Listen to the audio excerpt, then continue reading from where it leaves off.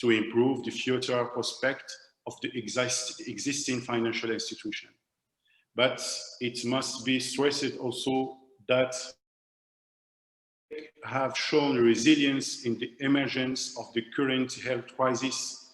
Their biggest need is still access to capital to continue innovating without ignoring other obstacles, such as one, finding team members who understand the huge complexity of the present financial world, complex and highly varied in environments. Two, governmental regulations are not keeping pace too much to industry change. In other words, governments have been slowly waking up to the bells of much required regularity enhancement. We think as education and research institution, we have a role in these two subjects. Education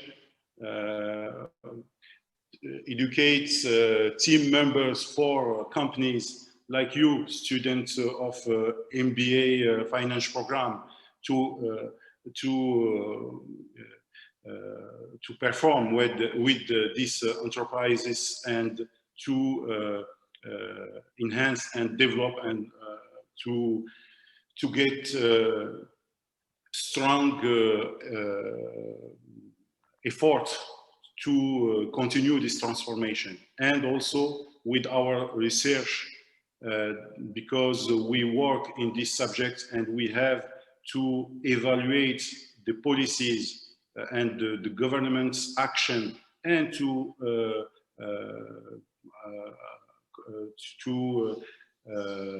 work with the politics to have the best vision of the future. These subjects and many others will be dealt with by the various speakers during this convention. I'm sure we will learn a lot. Thank you again for your invitation. I'm very happy to be with you today and with your honorable guests. And I wish you every success in this grandiose scientific event. Thank you again. Thank you, sir. We are delighted to welcome you. Please accept the tree we have planted in your name as a token of our gratitude. Thank you very much. Thank you. Every year, we give the Academic Excellence Award to the student for his outstanding performance in the MBA Finance course. This year, the award goes to Mr. Rahul Deo, batch of 2020. I would like to request Dr. Yusuf Rami to congratulate Mr. Rahul Deo. Congratulations. Thank you, Yusuf, sir. Now, I would like to invite Mr. Rahul Deo to say a few words. Good afternoon, everyone. I would like to begin by thanking my professors for all their teachings and blessing. It is because of them I am what I am today. Next, I would like to thank my parents and friends, as it is because of their effort I have made it. I would also like to acknowledge the department and AFCON for organizing such a brilliant event in such unprecedented times. Finally, my juniors, though my journey with the department is coming to an end, your watch continues. Do not forget the department name is made by both the professors and students. Also, I see a lot of talent and potential in every one of you, so keep the department name high and making great strides. Best of luck to everyone. Thank you. Thanks, Rahul. Welcome. So here we comes to the end of the plenary session. Now moving forward, we'll be going for the next session of the day. On the just a second, on the behalf of the organizing team, this is Professor Varun Raman. On the behalf of the organizing team, I would like to thank the respectable chief guest, Shri Anand Mohan Bajaj, keynote speaker, Shri Sanjay Menon, and Professor Yusuf, guest of honor, for taking out time from their busy schedule and actually honoring this event. Without you, this event would not have been complete. And I think from this session, the key takeaway, which from all of you, has been the increasing role of technology in each and every aspect of life, and particularly on the finance and the business side.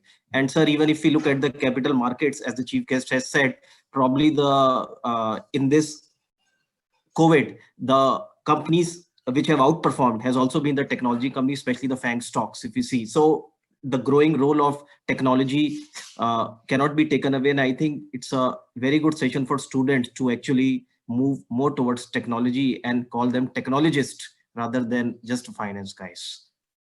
Thank you again to all the speakers, and thank you for their coming. Thank you.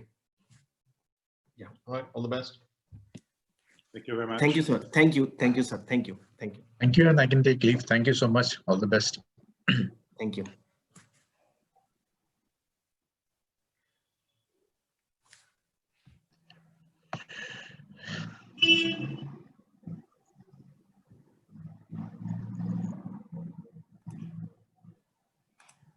Aditya? So now we'll take a break for 5 minutes Okay. and we'll move for the next event. Okay.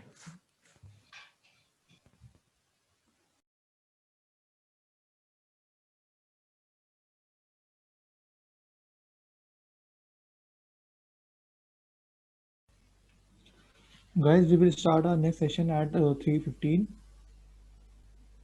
So be ready.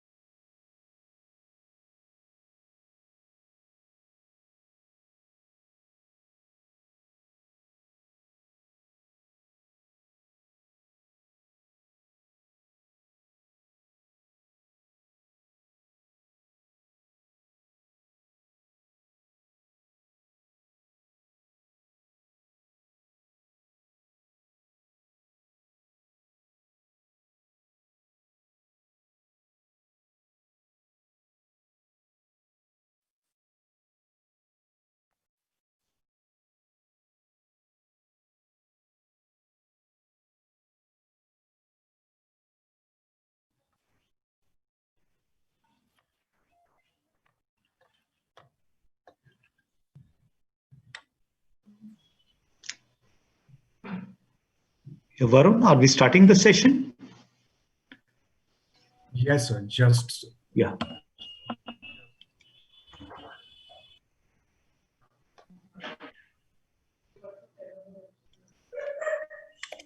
So we are still waiting for two of our guests. As soon as they arrive, we'll be starting. Okay.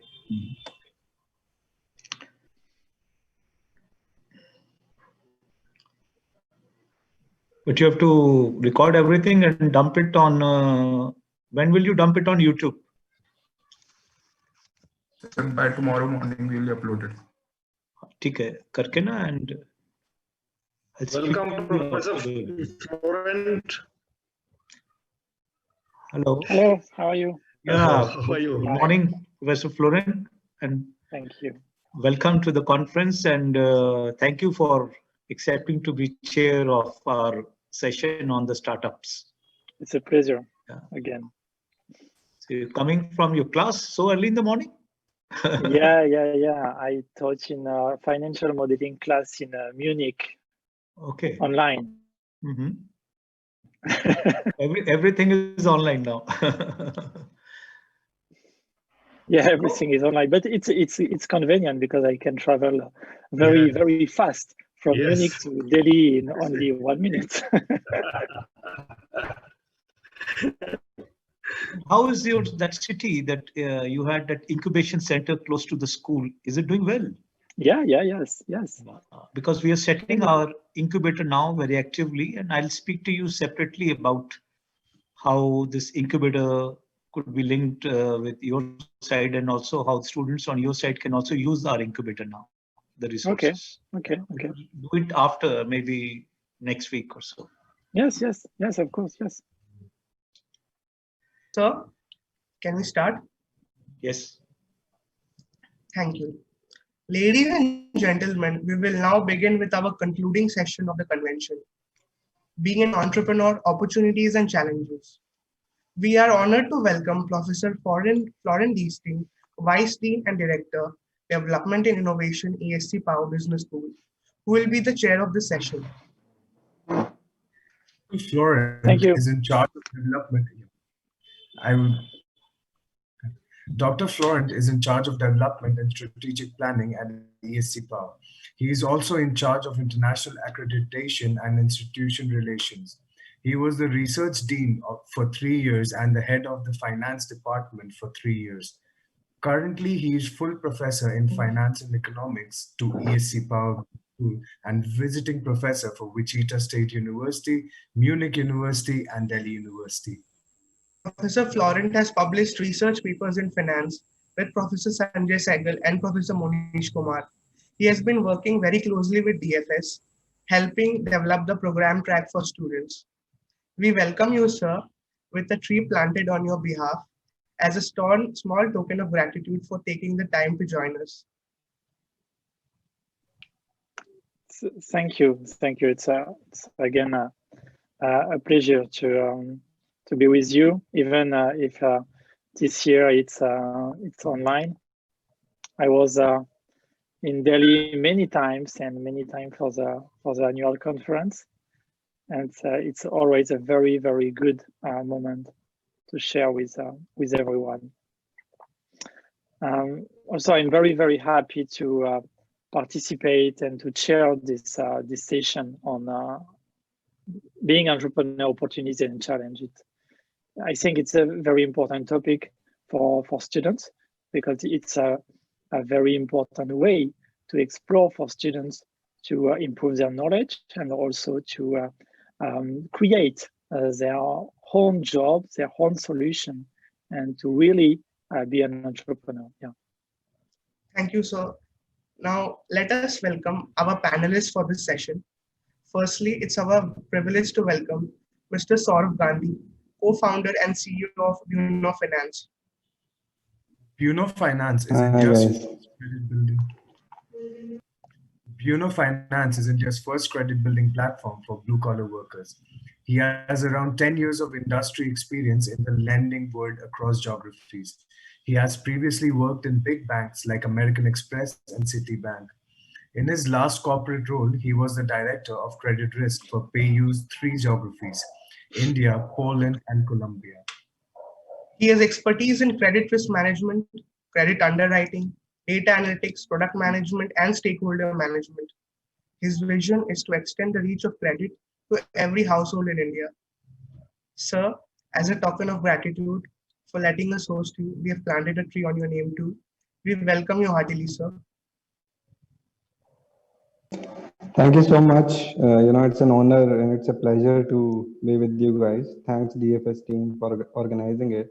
I'm looking forward to give whatever two cents of expertise or knowledge I have. So I'll be happy to share that. Thank you, sir. Now, we are also privileged to have with us Mr. Rajul Garg, founder and managing partner, Leo Capital.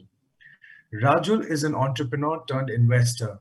As an entrepreneur, he founded Pine Labs, India's large offline payment company, and Global Logic, a leader in outsourced product development. He now runs Leo Capital, a leading early-stage venture capital fund investing in tech opportunities. Rajul has been an early investor in some of the marquee companies in India like Meesho, Shuttle, 1MG, among others. Sir, a tree has been planted by us on your behalf as a token of gratitude. A very warm welcome to you, sir. Thank you very much. It's a great pleasure to be here and a part of this panel discussion, and I look forward to interacting with everyone. Thank you, sir. Last but not the least, it's our privilege to welcome Ms. Saini Rajgopal, co-founder Artfine Advisory LLP. Artfine Advisory LLP is a specialist advisory firm focused on supply chain financing solutions. Saini's journey as an entrepreneur started a couple of years ago when the strong desire to provide innovative financing options to multiple stakeholders in the supply chain made her move from a banking career to starting Artfine, which aims to create a niche for itself in the supply chain fintech space. Saini has 17 plus years of rich banking experience with Citibank and Dutch Bank, where she has handled senior client coverage and product roles. She is a qualified chartered accountant and holds a bachelor's degree of commerce from Mumbai University. Ma'am, we welcome you with a tree planted on your name as a token of gratitude as well.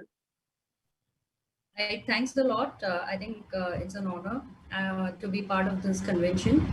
And I think what makes it most exciting for me is to be part of a very young crowd, an audience who is, kind of embarking on, who are at the door of, embarking on their journey, their working careers. So whether it is to be an entrepreneur or to be, joining the industry. So it's really fun to be part of such a young crowd, and I hope that we have a very interactive session ahead. Thank you, ma'am. May I add that all the trees are planted at different places throughout India. The progress of the trees can be tracked by the certificates as they grow to be bountiful, which we'll share with you all, the certificates. Thank you, everyone. Thank you. And now we welcome you all in this session. Without further ado, we hand over the stage to Professor Desting. Sir, it's all yours. Thank you. I'm very happy to share this session with Mr. Saurav Gandhi, Mr. Rajul Garg, and Mrs. Saini Rajgopal. Before giving the time to my colleague to present their opinion and their knowledge on this topic, I just want to introduce the term with few words about the context of about my experience in France about entrepreneurship in France. Actually, France has more than 10,000 startups, and the number that increases by 20% per year. In 2020, 25,000 jobs are expected to be created, or 10%, represent 10% of the total job creation in 2019. Startup development process usually consists of 5 key steps. And for each of these key steps, there are corresponding financing methods for me. The first step, very important step for all students and all future entrepreneurs is development of the concept, also called ideation. This is a startup is financed by the equity of its founder. The second step, the creation of the company, with a startup is financed by equity of its founder or its encouraged by and by subsidies. The third step for us, it's the seed step. And at this stage, the startup is financed by raising seed capital. Generally, it's between 500,000 and 1 million euro, or by public financing if the project of the startup it's considering as public interest. Like very recently with the pandemic crisis, a lot of edtech startups obtain public financing because their object, their topic, their solution permit to improve the context and permit to improve the experience for students during the lockdown of university and all school. The fourth step is the scaling. And in that step, the startup is financed by a series of fundraising and more than between 1 and 5 million again. And the last step is the expansion. The startup is financed by Series B fundraising. It's more than 5 million. But for example, in the last year in France, in 2019, it was a very important year. It was a record for France. The startup raised more than 4.5 billion euro. It represents 25% more than 2018. But in the same time, the bankruptcy rate is 40%. 40% for an unaccompanied startup, and only 20% for an accompanied startup. It means the role of the incubator, the role of nursery, the role of accelerator, for me is very important. Because if you explore the main reason for fail, we can say that the first reason of bankruptcy, it's the no market need. If you don't explore really, and if you don't realize your market study, you have 42% chance to fail. But in the same time, the most important reason of succeed in for the startup challenge, it's the timing with 42%.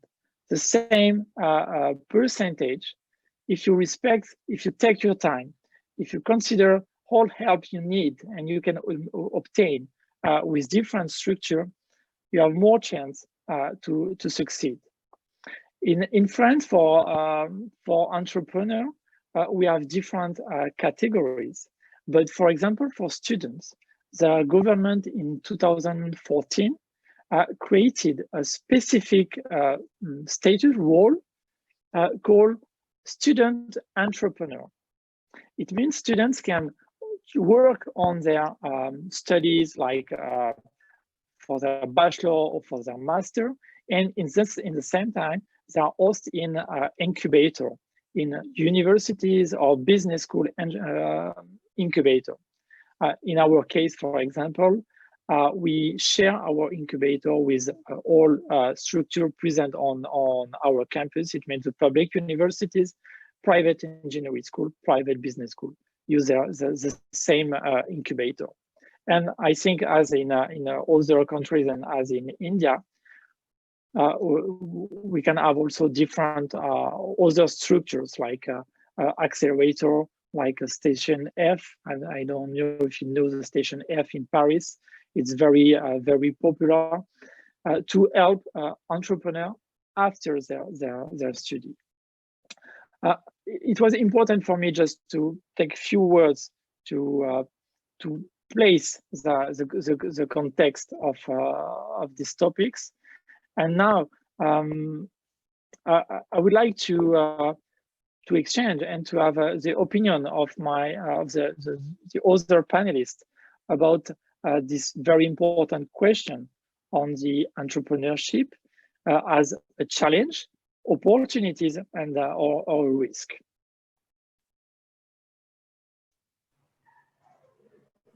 Okay, so maybe and I can get started on this. I sent a one slider also, but I think we can do without that as well. So I think the way I look at it, challenges and opportunities are nothing but two sides of the same coin, right? The entrepreneurship life is very challenging, but at the same time, it gives you an opportunity also to grow, to cross the boundaries that you have decided for yourself, and actually come up as a better and evolved, person in this journey, right? So that's how I look at the challenges. We can, talk about some of the challenges as well if you want, but I think I would want maybe others to give an opinion if they want at this point, right?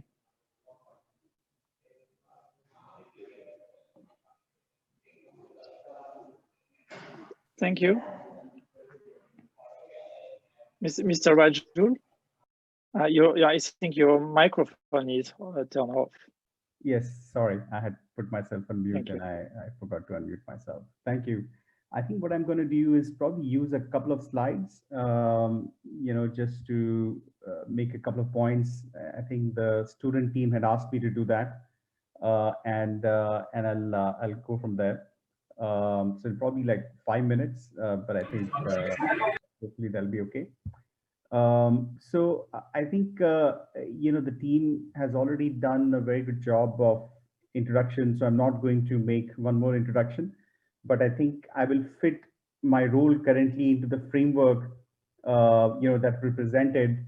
So I'm in the phase, I run Leo Capital, which comes in the phase 3 of the five phases that you described, which is the seed funding of 500K to 1 million euro, as a company is finding early product market fit, and looking to go out in the market. I think that's the phase that we invest into. But I myself come from 20 years of entrepreneurship background. So I started my company right after college as a student entrepreneur. So it's nice to see all the students interested in entrepreneurship today. I think I personally feel very passionately about it, and I hope that some of you choose the entrepreneurial journey. I'll probably quickly lay out few things in India, which make it very attractive for entrepreneurship right now. So I have a couple of slides on that, and I'll quickly go through them. So, one very important question that as investors we ask ourselves when we look at a company is why now? What is the why is this company important today, right? Why could not this company have been started 10 years back, or why does it not make sense 10 years from now? So all entrepreneurship always exists in a context, in a time bubble, right? That why something makes sense today particularly. So if you look at India right now, I think, in my view, these are some of the factors that makes entrepreneurship very opportunities aplenty in the current environment. So first is just internet, right? So India has cheap and fast, it's the cheapest internet in the world. It's fast and it's widely available. So now we have like over 500 million people, I think more like 600 million people on it and growing. So we see it everywhere, right? We can see it in our own hands. We can see it, in the people around us. You hardly find an adult in India, who does not have a smartphone and internet, right? Much greater infrastructure readiness. So I started my first company in 1998, and the business was very environment was very different at that time. Today, the payment infrastructure, marketplaces, everything is in place. So that makes your life much easier as an entrepreneur. You can get paid by UPI. You can integrate all these, different payment schemes that exist. You can market your product through marketplaces like Amazon and Flipkart. So all these make your life much easier as an entrepreneur to become an entrepreneur today, which was not there in my time. Growing economy, which is definitely like a big factor. Government has a goal for $5 trillion economy by 2025. This year obviously has been bad for everyone globally, but I think we'll get back on growth from next year. So there are always new opportunities coming up when there's a growing economy. there is an aspirational and growing middle class. So I think, we all know, being in India, that we have a strong middle class. They want a better life, they want better products, better services, so behaviorally we are ready to, embrace new products. And lastly, but I think it's an important fact, because when I started, there were not that many VC funds around, but today there are a lot of VC funds around, so more than 50 and counting. So lots of funds which can put in early stage capital into companies. So I think on an average, the number of companies every year that are getting funded, by early stage capital has now gone over 1,000. If you put it all together, small investments, big investments. So that's a big number, and a lot of companies are coming out of the woodwork. So that's a little bit of why now. I'll quickly talk about the key opportunity sectors, and then I'll just have one slide on challenges, and I'll wind up from there. So the key opportunity sectors, as we see it today, the top one has to be internet commerce. So there is, just because there are so many internet users, people are buying so many things online. So, there is all kinds of opportunities in selling things online. You can become a seller on Flipkart, you can become a seller on Amazon and so many other platforms and start selling your products. Earlier, this was very difficult. Earlier, you would have to go to, like a modern trade or open a small shop, which is much more expensive and your reach is much more limited. But today you can access entire India as a platform, immediately once you put your products on these platforms. Content is a very big opportunity in India. So again, it's no secret that this year, all content companies have gone through the roof. As we've been sitting at home, more and more people are watching content. We are all watching Hotstar, Netflix, Prime Video, but also there are short, apps like Chingari, Mayupchar, ShareChat, Pratilipi, Moj. There are many apps like that, which are different news apps or entertainment apps. TikTok obviously was there, and all these are, opportunities for people. You can do much more with content. Logistics is a very large sector in India. Logistics is a $300 billion industry. It's 8% of GDP in India, and it's very large and fragmented. And it's one of the favorite VC sectors. There's a lot of activity in organizing logistics, getting things from point A to point B. So companies like Delivery, Blackbuck, and so many others have become quite large in this sector. Two obvious sectors, again, this year they've gotten highlighted, is education and health. So both of these have been largely offline, and there have been attempts to do more and more online. But this panel discussion itself is an evidence, right, that we can do so much more online. And there is a lot happening online. I mean, EdTech has seen a major transformation this year, across the board in school education, non-formal education, tutoring education, exam preparatory. You would see several companies in all of those areas which have done very well. Same with health. I think we've always want to go to a doctor if we have to, right? But this year has been transformational again, that, because there was no choice, we have availed of, telemedicine, e-pharmacies, disease management services and all that. So I think health is another transformation change this year. And fintech, while a lot has happened in fintech in India, but a lot more is happening. So you would read news about neobanks, lending, like Saurav's company, right? Or insurance, there's a lot of stuff going on, like ACO. So the whole fintech sector largely, which is payment, lending, insurance, they're all continue to see transformation. So, I think in the next 5 to 10 years, we will see a much friendlier version of all these services. And these are all opportunity sectors for students or budding entrepreneurs. So that's a couple of the opportunities, which is more a little bit on the macro side. But my last slide, I'll just speak 2 minutes about challenges, which is more about, and you will see this is more personal. These things are more related to you as an entrepreneur versus the macro. But the big thing is that entrepreneurship is a long and uncertain journey. People sometimes think that there is overnight success, but in my experience, overnight success takes 10 years, 15 years, so you have to be patient, you have to be persistent. And for that, you need a lot of self-belief and self-drive. Founders need a lot more self-drive and self-belief, to sort of keep going, because there are very difficult times and, there is high rate of failure.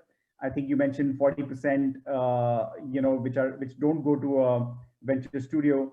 But I think in our experience in India, the venture studio model is not very developed. It is coming up now. There are a few. So I think overall the starter rate of failure is very high, even for funded companies. Even for companies, let's say, which have raised €500,000 to €1 million, the failure rate, I don't have the data, but my guess is it will definitely be in that 40% or more, because I think for different reasons. It is capital intensive, to build most businesses. It's not, you can't, sometimes in India, our tendencies to start building them with our own money, and you can start building them, but to scale an organization, you do need external capital. So I think, you have to take that risk. You have to have that ability to raise capital. And I think that's that's another challenge. I think government support continues to be limited. Regulatory regime tight, the way I look at it, has tightened a lot. So in some places it has tried to become friendlier, but in many other places it has actually tightened. So I would say it's neutral. I would not say, like, if I compare it 10 years back, I would not say that it has dramatically improved or dramatically worsened. It has improved in certain areas, but has worsened in other areas as well. So but it continues to be limited. It can be very competitive once you get into a space. Again, sort of, India is full of entrepreneurs at this point. So anytime you start something, you will see 5 other companies trying to do similar things, or, something related. So, you have to be very, very clear in what you're doing and you have your conviction. And lastly, I think, since we talk, and I come from a VC background, and we talk about venture funding, many VC vehicles, including ourselves, tend to be impatient. These are closed-ended vehicles. They invest for 7-8 years, and market may not support that pace of growth. Once we invest in a company, we expect dramatic growth, over the following 4 or 5 years. And sometimes market may not support it, and it becomes a challenge for you as an entrepreneur. So I think these are some of the key challenges that I see around in our portfolio and in the market. But I think the biggest one is just the first one, which is, I think, the whole inner self-drive and self-belief more than anything else. But let me pause here. Sorry, that was a little bit long, but I thought I'll cover the things that I think. Yeah, thanks, Rajul. I think you kind of set the stage, for the topic, which is the opportunities and challenges. What I will do is, I also have a short presentation. I will run through it quickly. The idea is to have more interaction with the participants, so I will not basically take too much time.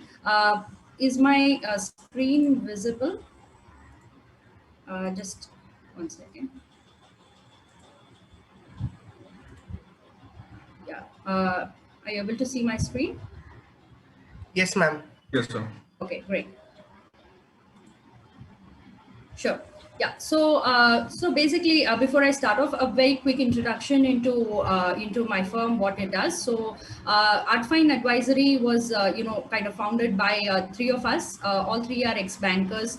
So to kind of set the context, we've had fairly long careers in banks before we actually embarked on the journey to be an entrepreneur.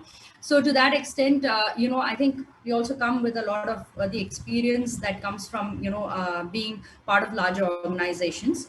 The vision for Artfine, why we came together to form this was basically, I think some of the stuff that we were doing as bankers, we of course liked our jobs, but then we felt that there was so much more. And the more we interacted with clients, the more we spoke to the corporates, their entire value chain and so on, we found that in the financing space, the major participants are the banks. You have a few NBFCs, right?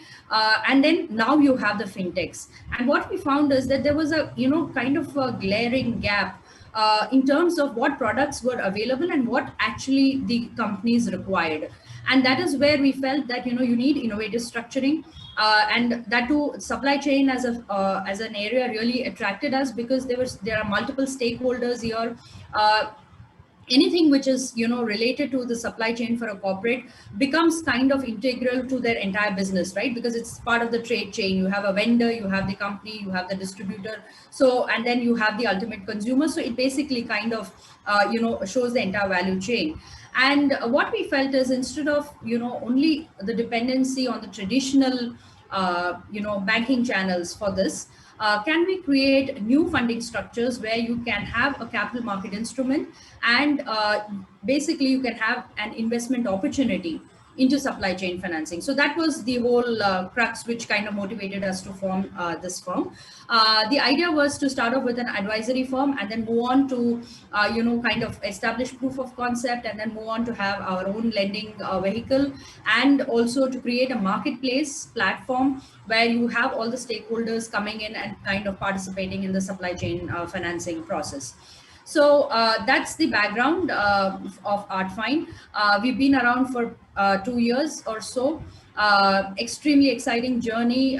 We've been lucky that, right from year one, we have had a client with whom we work. We established some of our proof of concept, and now where we are is, while our advisory business is gaining strength, we are also setting up a marketplace for supply chain financing, which will have the corporate, the vendors, the dealers, investors, all coming together and then basically participating in the financing proposition. So I will now move on to the topic for the day, which is the opportunities, challenges, and how does one actually choose their path. So as Rajul covered some of the points, I think each one has their own personal experiences. I think the first thing that struck me when we started off on this journey was in the last, I would say, 5 to 10 years, there's a very nice ecosystem that has developed for startups, right? Something as basic as when you want to incorporate your company. Now there are so many company agencies or startups themselves who provide this as a standard package, right? So you kind of go to them, they will give, everything is kind of readily available. The costs are very reasonable, and you're able to get started in a very short period of time. Similarly, the whole process around the incorporation with MCA and all that, it's kind of streamlined, and there is a lot of encouragement for startups, right? So you have Startup India platform, you have co-working spaces, right? I mean, about 20 years ago, if someone thought of being an entrepreneur, you would really know where you'd start from and so on. But now you have co-working spaces. So things have become really easy when you want to start off. Solutions available for putting together your shop. Innovation, which gets instantly rewarded. Today, even an idea can get financed, right? I mean, there are financing opportunities for entrepreneurs to even raise, as Rajal mentioned, the seed capital and so on at a very early stage based on your ideation. Multiple options for funding at different stages. This was something which was non-existent few years ago, right? I mean, today you have so many people, there is enough funding available, there are different stages at which the funding is available. Government initiatives, the whole MSME financing, right? When you kind of establish, you incorporate your company, immediately you go in for an MSME registration. That gives you a lot of, benefits where you get financing at cheaper rates. There are banks which actually call you up and want to initiate relationship with you. So many of that, the whole financing part gets taken care of. There are tax SOPs as well for startups who qualify under the certain criteria and so on. Next, of course, moving to incubators, mentoring. I think there's a nice ecosystem around that. Today, you don't have to travel a lone journey. You have people who can come along and help you do the right thing. It's not just in India, even internationally. I mean, both startups have got recognition both in the Indian market as well as offshore. Media coverage, right? I think in the past, right, I'm talking about 10, 20 years, probably the time when we started our careers, you would really not read about startups, right? You would read about big companies doing big things, but today that's not the case. There's enough and more covered in the media about startups, giving that trust and the whole encouragement to the sector. And I think most importantly, there's a lot of respect for entrepreneurs today, right? I think in the Indian market, something, and this is more specific to you as students, because when you're going to complete your education, few years ago, if you would say that I'm starting my own business, it would be frowned upon, right? And people would actually say, aren't you getting a job, right? A job was seen as something which is more secure and safe, and if a person landed a good job opportunity, it was being seen as a great thing. But today that's not the case, right? There is a lot of respect for entrepreneurs given their successes, right? And hence there is more motivation for younger generation to also join the bandwagon. So I think these are what I see as opportunities that you have a thriving ecosystem to start off your journey. Challenges, of course. Everything comes, with a plus and a minus. So what is the challenge, right? Time to market. You will not have the security of a job where you join a job, you start earning. Here, you probably have to invest, and you will also have to invest your time, right? More than money, I think it's the time that you have to invest when you start your entrepreneurial journey. One of the things today, which is a very popular thing, is that there are startups who are not profitable, right? And probably there's a whole valuation game around it, that you capture market share, and that is what is important, and so on. So there is a bit of a you could say a difference in philosophy, because what is really good? Do you have to focus on the profitability, or you have to focus on the market share? So some of these could lead to rapid expansion, and then there are early stage failures. Availability of funding in difficult times, right? When you're an entrepreneur, you're dependent. Okay, you can bootstrap to a certain extent, but then if you're dependent on external funding, suddenly a pandemic happens. What do you do? In fact, in our own experience, we did face that, right? Our year one was a fairly comfortable one. We had a client, we had deals going, but come March, when suddenly the lockdown happened, it took us some time to really understand what's happening, because suddenly there was this entire, it was a standstill. So these are things which you have to grapple with, right? And you actually saw people who are in secure jobs who continue to get, their salaries, and they continued their work. But as an entrepreneur, you can't have that luxury. So this is a plus and a minus. Valuations, the whole game. Yeah, I think the whole startup valuation sometimes can get really crazy, and whether the business model are really strong, only time will tell. And hence I think it's a kind of a thing that you have to decide how do you want to go about your journey, how rapidly you want to expand, and so on. People issues, I find this as a very, very important aspect, and I'll cover that a little in detail in the next slide. And then, of course, the other regular stuff, when you're a small company, I think the cost of debt is high. So it would help if there is a little more that can be done to kind of ease this out. So moving on to the next slide, here I just wanted to pick up one topic, which is very key for the success of a startup, and that is people, right? I think when you are part of a large organization, also you deal with people, there is no doubt.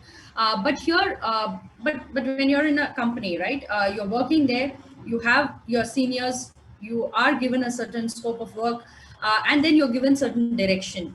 When you're an entrepreneur, it's all on you. Okay, what you do, what you don't do will determine the results. And here I think the people with whom you work becomes very important. So like-minded partners, keeping the focus on the vision of the company and not getting distracted.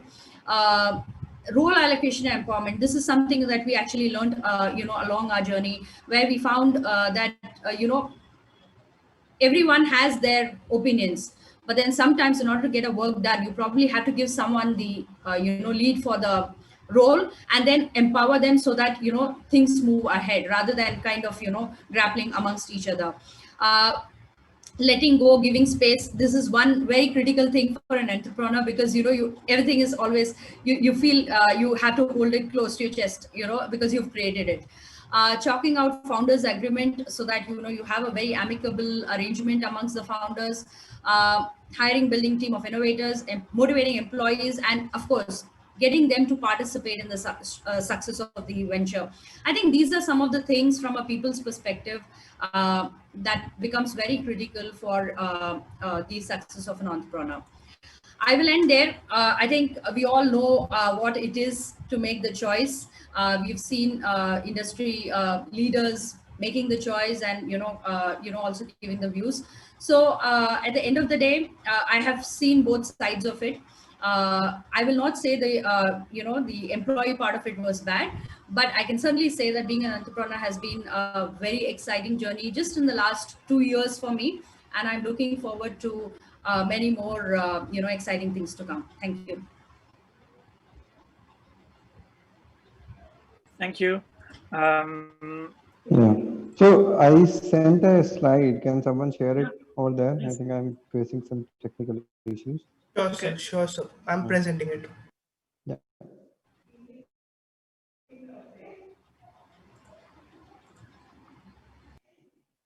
So I will try to cover the story slightly more from an entrepreneur angle. So it's more like, I'll try to quote some examples from my life on what does it take, what are the real life challenges that I faced. So just one slider, but I'll try to cover them with examples.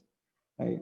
So, I worked in the industry 9 years prior to I took the plunge. The biggest challenge is that, okay, taking a plunge is the biggest challenge, right? Okay, you have some ideas, you always think, okay, this idea is interesting, this idea is, I see an opportunity here, but leaving a, well-paying, comfortable job is not easy, right? So you always have to think, okay, when is the right time to take the plunge? Or should I take the plunge or not, right? So I think on this, what I've seen is that this is one of the biggest challenge, and the opportunity lies here, right? That you have to convince yourselves, you have to dream big, right? You have to believe on yourself. Okay, whatever I'm doing, it is going to work, right? And there will be times when you think, yeah, then you will see that, okay, I see a lot of contradiction to what I thought, but you have to keep on believing in it. You have to also sometimes work on a leap of faith, right? Okay, this is something that I've chosen. I will kind of, invest some time. Maybe that time could be 2 years, that time could be 5 years, before I, okay, decide that, okay, this would or this would not work, right? So that is something that you should do, but it is also important to have a backup plan, right? And again, having a backup plan totally depends on you as a person, right? So for some people, having a backup plan really motivates them because they see, okay, if this does not work, then something else, I have something else, so I can kind of, put my full energy there. But for some people, it might work the opposite, right? Some people work the best when they don't have any other option. So that's something that you have to choose for yourself. You have to do a lot of introspection there. Okay, what is it that would work for me? But at the end of the day, it is always going to be a choice which you take at a personal level. And at the end of the day, the winner will also be someone who is kind of, who believes in their ideas and who sticks to the choices that they make in their life.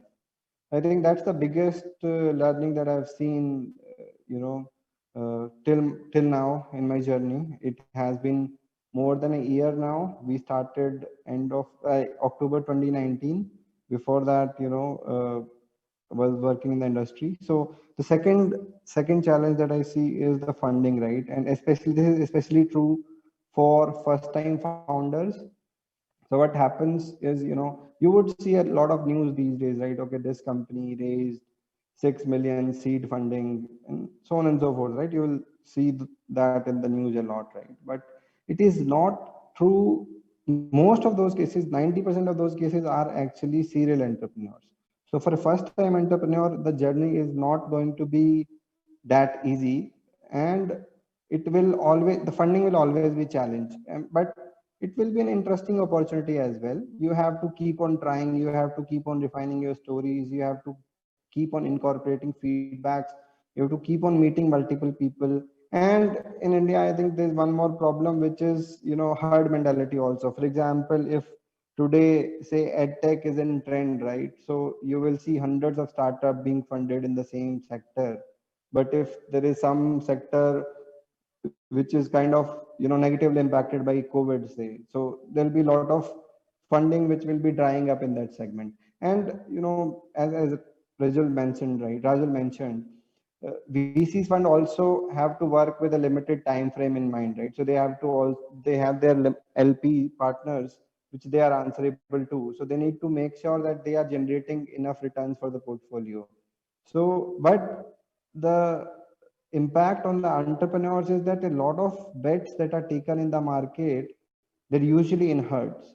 And hence, if you're doing something which is kind of not in sync with what is happening, it can be a problem and it can be a big problem. But the good thing or the good news there is that you have to just listen to one yes, right? You can speak to 1,000 people. Even if 999 people reject your idea, it does not matter. You know, you just need one yes, and you have to keep on trying to get that one yes. And that's how, you know, you can sustain or kind of create this challenge into an opportunity. The third challenge that typically, you know, startups see is hiring bright people, right? So if you go on hiring people, right, it is not going to be that easy because you don't have enough funding to start with. You don't have enough resources. You don't have a brand name. So all of that converts into a challenge, right? That's where, you know, there lies an opportunity, because all the people who will stick with you are the people who are buying your vision. And that's very simple, right? So all the people, all the first 15, 20, 30 people who are joining your company, if you're not able to convince them with your vision, then it is going to be very tough. You know, even if they join, they will leave in say a couple of months, right? Because there will be so much uncertainty around. You know, today there is some priority and you spoke to someone else and, you know, the priority changes. You know, there are some venture capital requirements or some other requirements. Market is changing, dynamics are changing. There's a COVID happening. So the priorities can change very, very rapidly in a startup. So keeping your employees motivated, and this links to my point 5, that prioritization and motivation also impacts the hiring, because, you know, there is a lot of uncertainty. There is uncertainty for founders, but there is uncertainty for the people also who are working for you. So keeping them engaged, getting them buying your vision is one of the key opportunity area for an you know, entrepreneur, and that's something that you must learn. Otherwise, you know, you can't really run a company. And I think a lot of it comes if you plan things right. So for example, if I talk about my day, right, I typically spend my mornings at least an hour into planning, right? Okay, what is the priority, where are we heading, what is it that we need to do. If you're not planned, if you're not motivated, it is very, very difficult to keep your team motivated. It is very, very difficult to get things done, and it is very, very difficult because, you know, as an founder, you might be privy to a lot of information. Say for example, things are not working well with some investors or something else is not happening, right? But that cannot be known to the people, you know, that are kind of invested in you, right? For them, this company is the founders, and to keep them motivated is something that is your job and the biggest opportunity that you need to take care. And fifth is the work-life balance. Again, right, founders are also human beings, right? So they have to, I know, I think you are slightly younger crowd. Maybe I'm 10 years senior to you, but yes, you know, if you get married, if you get, you have kids and you have to run a company, you have to manage, you know, your co-founder expectations also. So a lot of those things will drain you out, and work-life balance maintaining is something very, very, that's something that becomes very, very tricky. And the answer to that is that you have to become more efficient, and there is no way that you can't be doing it, because if you don't do, then you will kind of cease to exist within some time. So that's how, you know, the journey is. Of course, again, my idea is not to scare anyone, but idea is to kind of learn how to convert the challenges into opportunities. Second, that if you're taking a plunge, stick with it. You can decide a time frame. Okay, I'll try it for next 3 years, and again, be open to ideas, right? Once you, so for example, the idea with which we started, we have kind of made at least 20 revisions to the idea that we started with. And that's the story, right? Because you, in a closed room, when you sit and come up with the idea and you think that the idea is going to be next Facebook, the market does not work that way, right? You have to go, you have to talk to people, you have to understand, okay, what is that investors are buying, what is it that the market is buying, whether you are getting the right product fit or not, whether what you thought was some of the hypotheses, whether they are working or not, right? And one of the ways that we deal with it, whenever we come up with an idea or an hypothesis, we kind of make a list of the idea and the hypothesis, and we let the data prove it. Okay, that okay, we thought this is going to work, but this did not work, and this is how we're going to make adjustments to our plans. So you have to be very agile, you have to be very accommodative of the changes that are happening around it. You have to keep your eyes, ears open all the time. Yeah, that's about it. So yes, I think we can move on, but if you have any questions, anything, please feel free to reach out to me.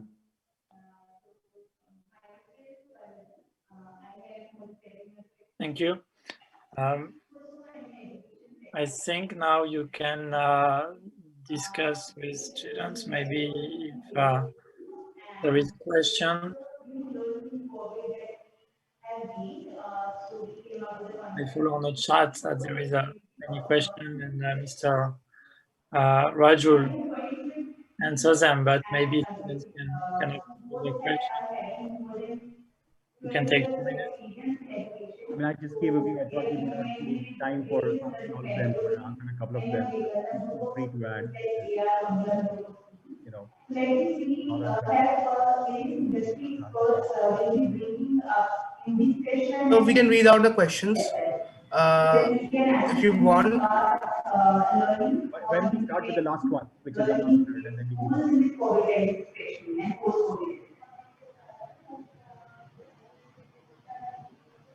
That Shubham Seth has asked.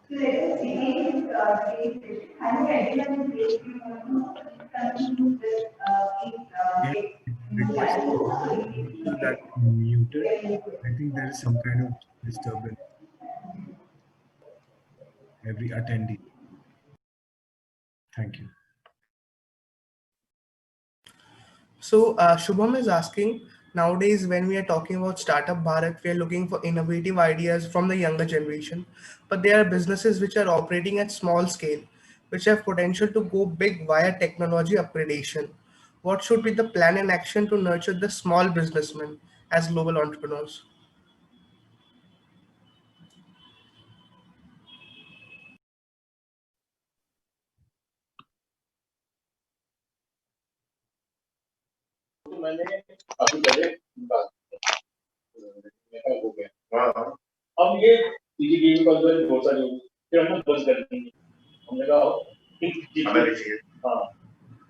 Request. Yep. Anyone would like to take that question? We are open for Q&A. So I can perhaps just give a venture view, I think, on this, and happy to hear from other people. But I think because VC funding is looked at as an important source of financing, right? So I'll tell you how, at least in India, what is happening is that we, in general, VCs have found it harder to participate in the traditional smaller businesses. I think it's also a cultural thing, because the traditional smaller businesses, let's say for example, somebody's been operating an offline business for 10 years, 15 years, and wants to do a technology upgradation and not take it global, like you said, or scale it. It's not a natural skill. It's not a digitally native business. And what VCs have seen is that the success rate, at least, has not been very high. The cultural differences are a lot. People don't want to share equity. They've built a business at a certain level. So I know that VCs favor, especially early stage VCs favor younger people coming from the outside, from universities and colleges, who are starting afresh, and they are, they build a new culture. And, if you look at venture industry globally, you will see that all the disruptors come from outside. Like even from like somebody, it was not Walmart who did, retail, it was Amazon, right? Similarly, in every industry, there is all sort of the winners are coming from the outside and building it anew. So I think there is a greater venture view there. But I do think this is an opportunity, and I wish there was a better framework for the smaller businesses like this to go to and scale their businesses. So the next question is from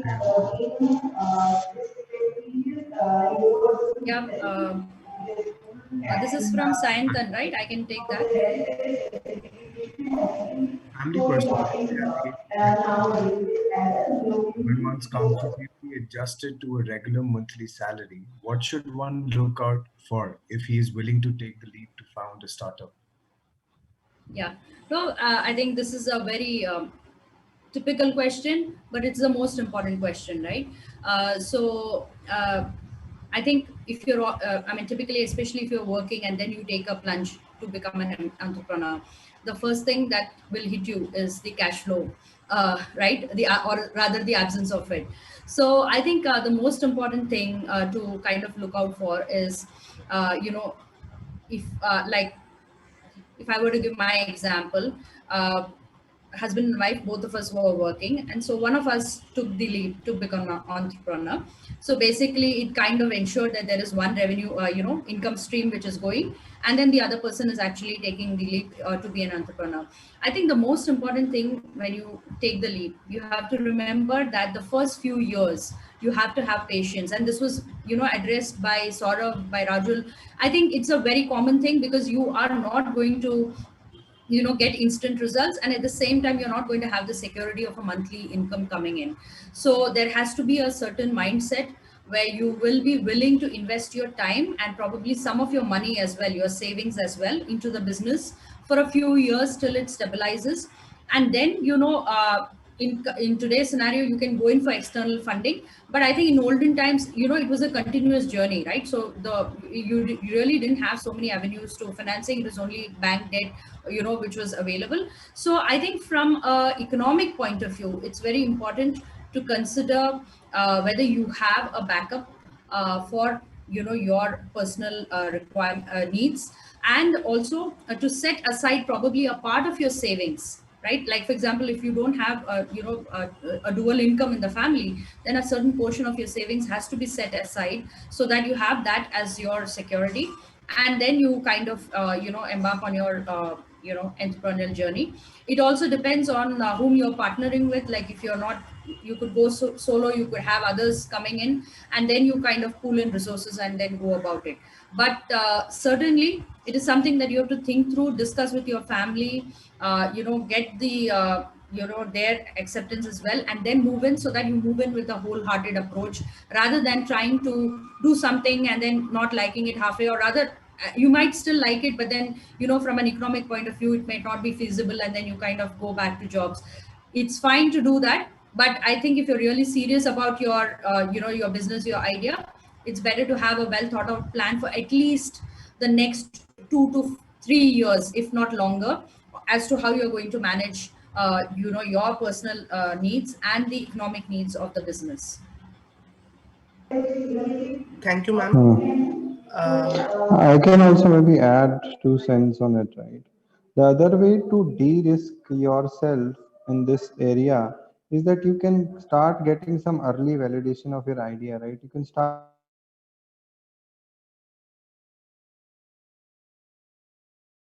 creating. Hello? Yeah, sorry.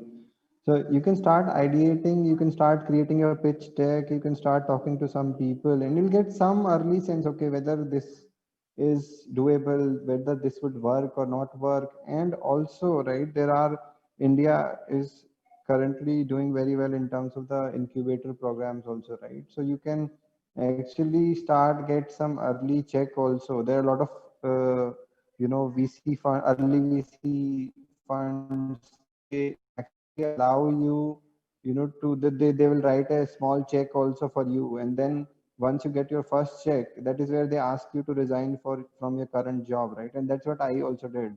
I was working parallelly for 3 to 4 months on the idea, and that's where I was kind of trying to figure out whether there are some early validation if we can get on this idea or not. Although that's a double-edged sword, because if you start, so there are two ways you do it, right? So one is that you have full conviction in your idea, you that something that you're building is rocket science, especially in the technology area. Then you don't really go and talk to kind of people outside about it, and that you keep your IP with it and you spend your money on it and make it big from there. But if you're following the other idea, then you can start getting some early validation. Then you kind of reduce the risk of a failure at that stage, and then taking the plunge becomes slightly more easier than it could have been otherwise. So the next question is directed to Professor Florent. So, what type of initiatives is the French government taking to promote entrepreneurship over there? If you could give a brief outlook on it. Thank you. There is different approach. The first approach was to create the statute for students entrepreneur to permit to match between study and their own project to develop their business, and to provide support to students to develop their business with students incubator inside the business school, engineering school, and universities. It was the first way. After that, the government create a structures called PEPIT to support and promote young startup, young companies from students, but not only from students, and help them to obtain finance. They create a challenge to support funding by subsidies. Also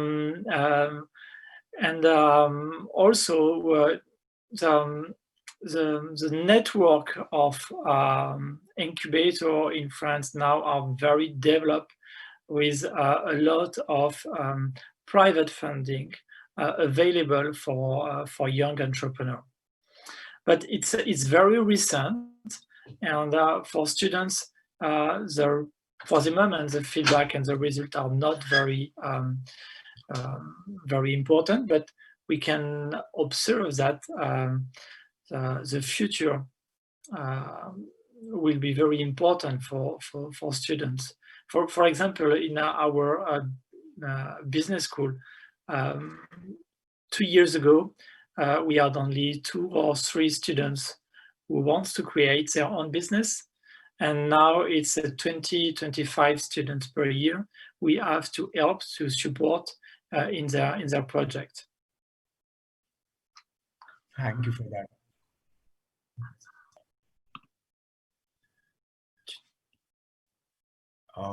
So the next question is from Piyush. What would be your approach to groom a young student coming up with an idea that he believes may disruptive, but you may not agree with their thought process?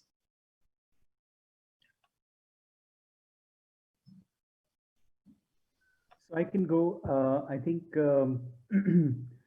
look, my approach as an investor is a little bit different than the approach of a mentor, because we're not the venture studio, or we're not officially mentors. I can sometimes mentor certain people, but I think mostly we are looking at things from an investment perspective. So generally, if we don't agree with the thought process, we would say that this is not of investment interest to us, and then we'll wait. And if we liked it, we would track it for some time. We would say, okay, why don't you make some progress, 3 months, 6 months, find some evidence of success with your thought process, and then we'll revisit it.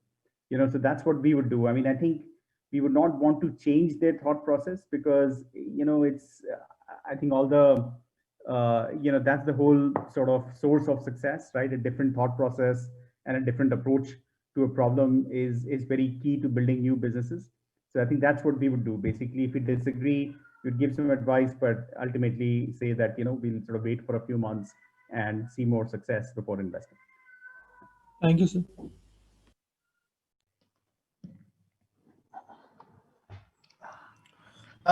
If I may ask a question which is on the chat box, it's an actually interesting question which I thought I may ask. That during this COVID scenario, a lot of startups have become underground because of lack of cash reserves. So as a VC, how would you decide whether to provide additional funding if the entrepreneurs are young and without help during times where they have insufficient cash reserves?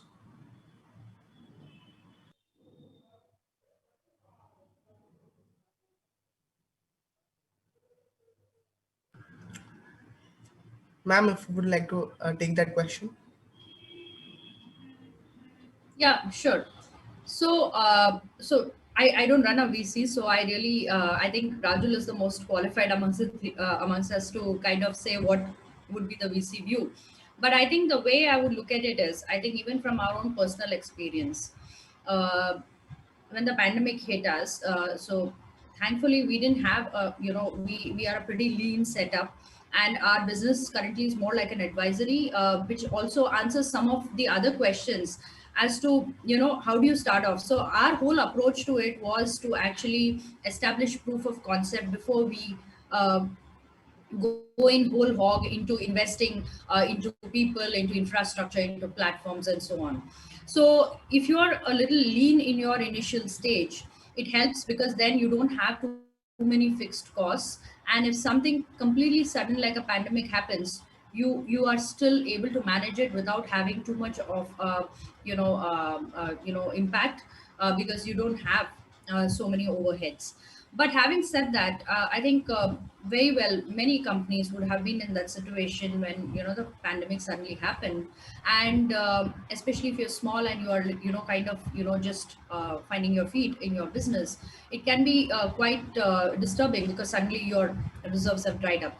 So I think the approach that would be taken is, if the business idea is sound and the progress of the entrepreneurs, the founders, is in the right direction, certainly they will get funding support for the period, which has been a kind of an exceptional period situation.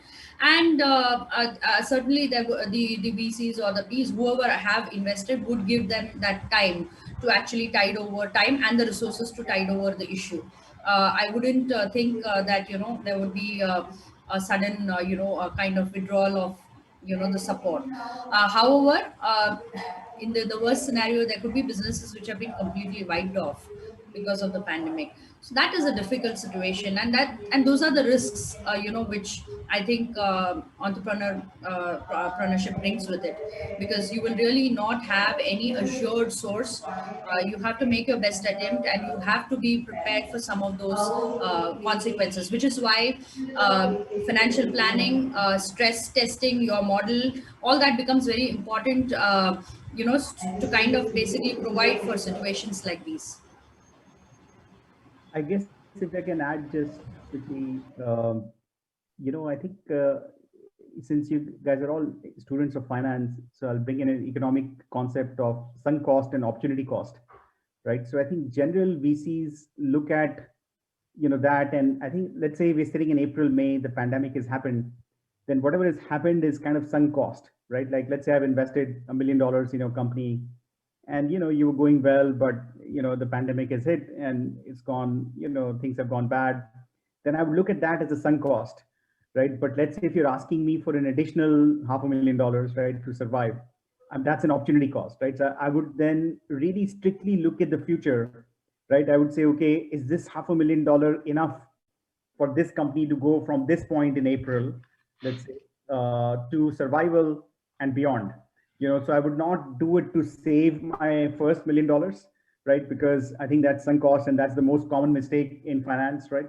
But I would sort of think of this next $500,000 and say, okay, can this tide you over, through the business model? And if I have three new opportunities, what I put is my $500,000 best put in this company, and has the best chances of making it and producing returns, versus that. So I think that's one way to think about it. Sure, sir. We have 5 minutes more, so I'd like to take one last question for Saurav, sir. So, sir, there's a question. If you had one piece of advice to someone who would be starting out right now, what would it be? Yeah, I'll say at the end of the day, right, if you really believe in your idea, just go for it. Don't think too much about it. It's not really a mathematics problem that you're solving. It's a much more complicated problem than that. And I've seen people, a lot of people doing a lot of mathematical calculations, right? Okay, if I am doing it at this stage, if I have to take care of next 2 years, this is the opportunity cost that I will kind of, the salary that I'll make. You must do all of it. I'm not saying there's nothing wrong in it.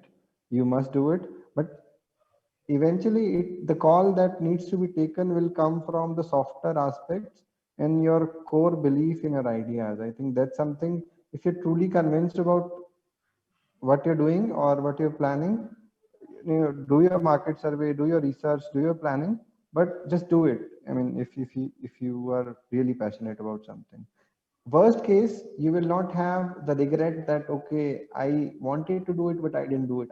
I mean, that's a bigger cost for me as a person or as an entrepreneur, right? That, okay, I wanted to try, but I never got the time or never got the opportunity, or I never found the right time to do it. So I mean, that's something that will always be there. It is never a good time to start these things, right? So just do it, I would just say. Thank you, sir. All right. Let me now invite Aditya, our secretary, the convention committee secretary, for the thanking note. Thank you. I would like to thank the speakers of the session, Professor Florent Deschi, Mr. Saurav Gandhi, Mr. Rachel Garg, and Ms. Seni Rajgopal for taking out time from their busy schedule for an insightful session.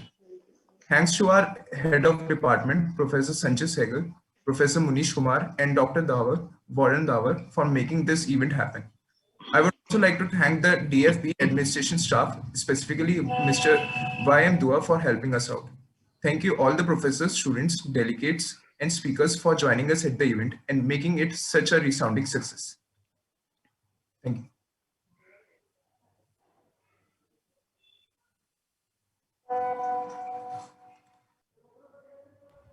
Thanks, Aditya. Thanks to the organizing committee. It was a pleasure to be part of this. Thank you so much, ma'am, and everyone. On behalf of the department, I once again thank you for having spared your valuable time and lectured our students particularly. It has been, you see, a very enriching experience for experienced teachers like us also. And we are really grateful to you, and we wish that your association with the department continues. Thank you so much, ma'am, and everyone else. Thank you, Florent, for joining from a far off place, and I know it was not a very convenient day for you. Thank you so much.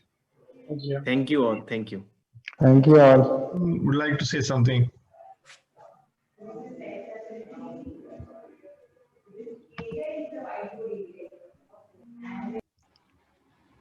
Sanjay? Yeah, sir. So we are now winding up. Traditionally, what we would have done is, if we were doing it at a hotel, so you would have had the traditional cake cutting ceremony and cheers and hippie pure for the department and those things. But we can do that in our own little way. I'll just put it very short, actually. Great work done by the team. This was the first time we were taking the event for about 2 days. And I think it has been a huge success, or at least from my perspective as a head, because what I wanted to achieve out of it, which is to create a trigger for the young students, particularly the Part 1 students, to understand the power and relevance of being an entrepreneur. It's almost several years I have been pushing that idea across, that we should set up an incubator or at least a strong entrepreneurship and innovation activity at the campus. But I think the time has come now to set up a dedicated team, and whatever we have said and learned and promised, to take it to the next level very soon, in the next 3 to 4 months. Thank you particularly to Varun for taking so much, making so much of the effort, and Aditya and his team, and Ali, Piyush, Shivam, everybody, and all the anchors. All fantastic job done. Thank you. Thank you, sir, and thank you all the speakers, Sani ma'am, Rajul sir, and Saurav sir. Thank you again for joining us, and it's been a great honor for us. You have joined, and thank you, Sanjay sir, for actually spearheading everything out there. And without you, it would not have been possible. And also a very big thanks to Munish sir for being there always with the department. Sir, thank you. Thank you very much, sir. Thank you. Thank you. Thank you. Thanks. Thank Bye. you. Thank you. Thank ma'am. you. Thank you, Bye-bye. sir. Take care. Bye. Thank you. Thank you.